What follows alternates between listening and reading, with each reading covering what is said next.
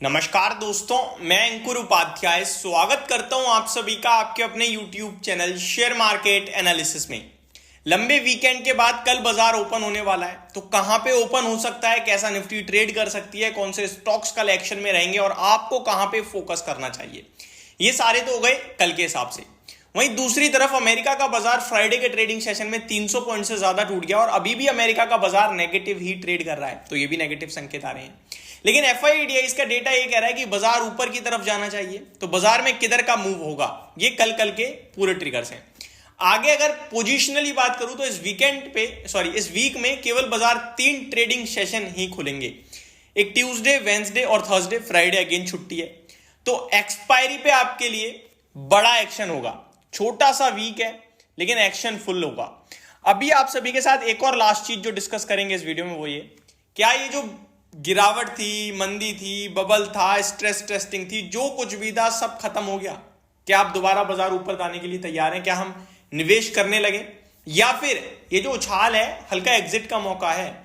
आपको पैसा वापस बाजार से निकाल के अपने डीमेट में कैश के रूप में रखने का समय है। क्या करना चाहिए इसको समझते हैं पूरा सिंपल और सरल भाषा में।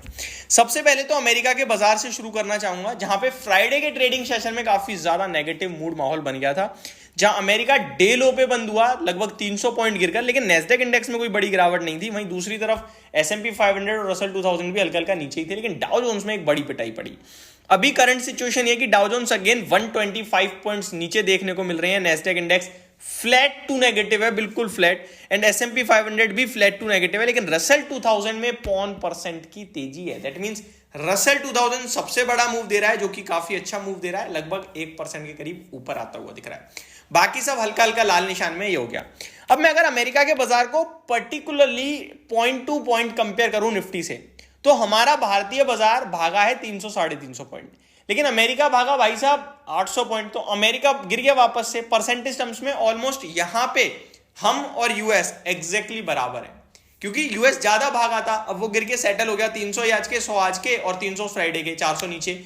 हम लोग भागे ही नहीं 400, क्योंकि उनकी फेड रेट के बाद भी आपको याद होगा, फेड पॉलिसी के बाद अमेरिका 500-400 पॉइंट भागा था, अगले दिन फिर 400-500 पॉइंट भागा, लेकिन हम लोग एक ही दिन भागे, तो एडजस्ट हो चुका है। तो मेरे को लगता है ये जो अमेरिका में संकेत हैं, इससे negative gap up gap down जरूर दिख सकता है, लेकिन टिकेगा नहीं, ऐसा मेरा मानना है। वहीं अगर मैं फ्लोस की बात करूं तो वो बहुत पॉजिटिव साइड पे है, जहां पे DII कैश मार्केट में लगभग 3,764 करोड़ की खरीदारी करके गए हैं। DII ने 3300 करोड़ की बिकवाली कैश में तो करी, लेकिन फ्यूचर्स में 7,500 करोड़ का उठा लिया।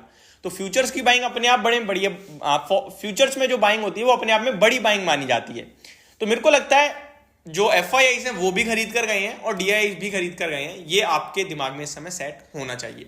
तो कल के लिए अब मेरे हिसाब से निफ्टी में जो चीज निकल रही है वो ये है कि इनिशियली 10 बजे तक बाजार जो भी कर रहा है, उसके बाद अगर ऊपर आता है दोबारा 22,000 के, तो फिर मेरे को नहीं लगता 22,000 का लेवल ब्रेक होगा। एंड 150 से लेकर 180 तक का लेवल हम लोग निफ्टी पे टेस्ट कर सकते हैं। 200 का लेवल सबसे इंपॉर्टेंट होने वाला है इस मंथली एक्सपायरी तक, जो कि थर्सडे को है। थर्सडे के ट्रेडिंग सेशन में बड़े मूव्स आ सकते हैं, क्योंकि मंथली एक्सपायरी है। रेजिस्टेंस 22,200 अभी तक दिख रहा है, बाकी कल से फ्रेश डेटा बनना शुरू होगा, जो हमें कल देखने को मिलेगा। आगे बढ़ता हूं स्टॉक स्पेसिफिक। तो स्टॉक स्पेसिफिक कोई खास बड़ी खबरें हैं नहीं एक्चुअली में। IT स्टॉक्स फोकस में रहेंगे। एसेंचर ने डाउनग्रेड करा है, फ्राइडे को फिर गिरा, और IT में देखा जाए तो ADR, इन्फोसिस और विप्रो का दोबारा नीचे चले गए हैं। ठीक है, तो वो नेगेटिव वहां से अलर्ट आ ही रहा है, तो IT हो सकता है कल भी प्रेशर बनाने का काम करे।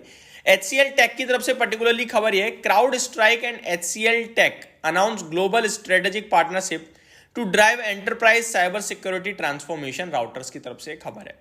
ड्रेजिंग कॉर्पोरेशन की तरफ से खबर है, company appoints Durgesh Kumar Dubey as MD CEO। तो ये ड्रेजिंग कॉर्पोरेशन के लिए खबर है। बजाज ऑटो कंपनी की तरफ से खबर आ रही है, company to launch the company's biggest Pulsar ever on May 3rd। तो अभी तक की सबसे बड़ी पल्सर ये लॉन्च करने वाले हैं, तो ये बड़ी बात है, क्योंकि पल्सर इनका सबसे बड़ा सुपरहिट मॉडल है।